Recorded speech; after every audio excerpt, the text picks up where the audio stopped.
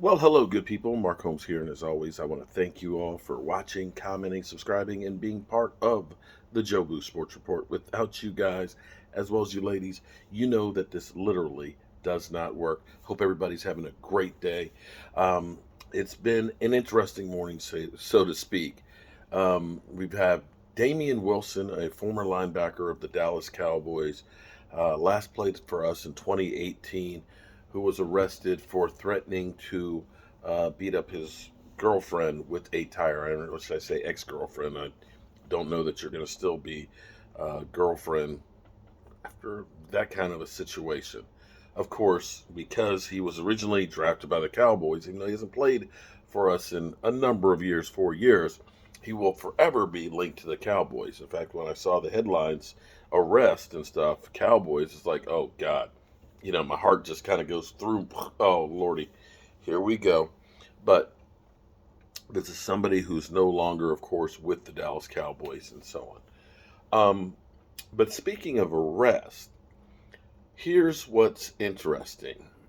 Stephen Jones is taking more and more of Jerry Jones's place. It used to be Tuesdays was Jerry Day. Jerry's Day on 105.3 The Fan, where Jerry Jones, where you get all kinds of Jerry isms, like if you're in a car wreck and the man who doesn't understand his anatomy, he ends up getting his hand chopped clear off. You know what happens to that guy if he doesn't understand his anatomy? He runs off into the woods and he bleeds to death. But see, the smart man that knows his anatomy, he took the anatomy classes now. He understands. You take your shirt or something that you can go through and you can tie that wrist off here.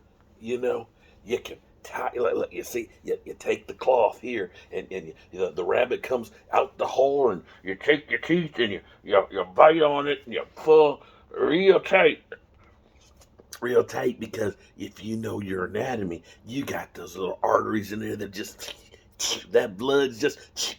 But when you know your anatomy and you tie it off, you know you won't bleed to death. And then the next thing you know is you take your other hand that's not cut off and you take your phone and you call for help. You call 911. Don't call me. Call 911, because you're a smart man there. You get those Jerry Jonesisms. Um, Now it's Stephen Jones.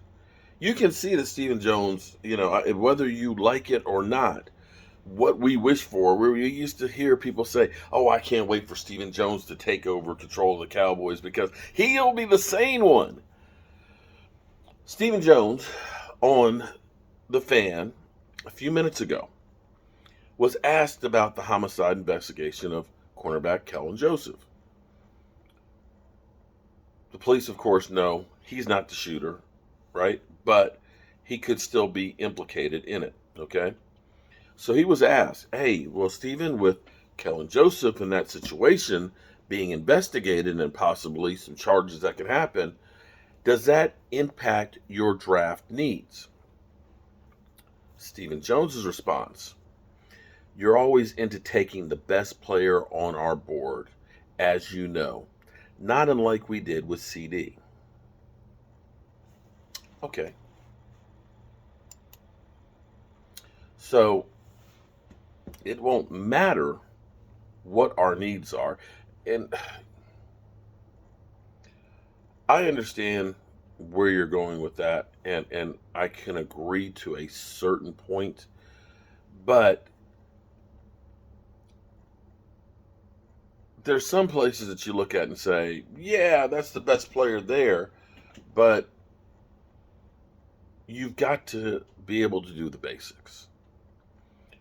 If you cannot get a guard somewhere early in this draft, we're screwed. Let's be clear here. You can point all the fingers you want and say Dak's not the guy. But when your bellwether back and your second running back combined can't get 50 yards running, does you no good to go out and get another wide receiver. Does you no more good to get another cornerback. If you do not plug one of these holes that are of immediate need, and for me, If you are saying we're going to reach for somebody, you better be reaching for a Jordan Davis, somebody that's going to make your defense that much better. Because if you don't take care of the guard, you're going to rely on your defense because your quarterback's going to be on his ass. And Zeke Elliott ain't going to get crap. And you can hope that Tony Pollard is a beast, but you still have to have some holes.